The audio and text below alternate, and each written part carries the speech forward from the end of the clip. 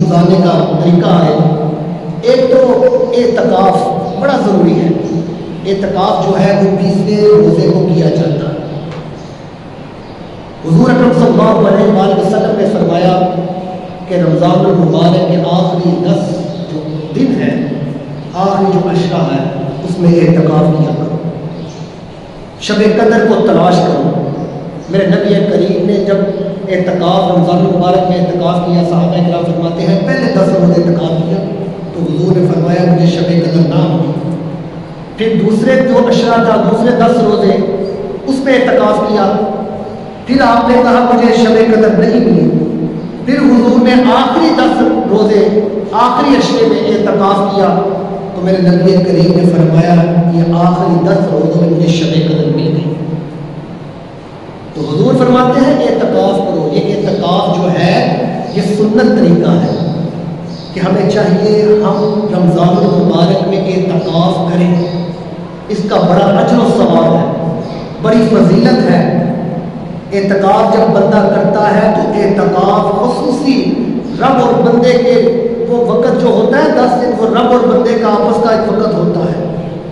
اس نے دنیا کو چھوڑ دینا ہوتا ہے، گھر والوں کو چھوڑ دینا ہوتا ہے، کاروبار ہر چیز کو چھوڑ کر وہ رب کی بارگاہ میں اعتکاف کے لیے آ جاتا ہے۔ اور حضور اکرم صلی اللہ علیہ وآلہ وسلم کیا فرماتے ہیں، جو بندہ آخری 10 روزوں میں اعتکاف کرتا ہے اور جب اعتکاف کر کے وہ اٹھتا ہے تو اللہ تبارک و تعالیٰ اس کو 2 عمرے اور 2 حجوں کا ثواب عطا کر دیتا ہے۔ 2 عمرے اور 2 حج کا ثواب اس کے مقدر میں لکھ دیا جاتا ہے جو آخری 10 دن اعتکاف کرتا ہے۔ بڑی برکت ہے اعتکاف کرنے میں۔ ایک دن ایک رات اگر تم اعتکاف کرو نا تو کیا ہوتا ہے، 100 شہیدوں کا تمہیں ثواب مل جاتا ہے۔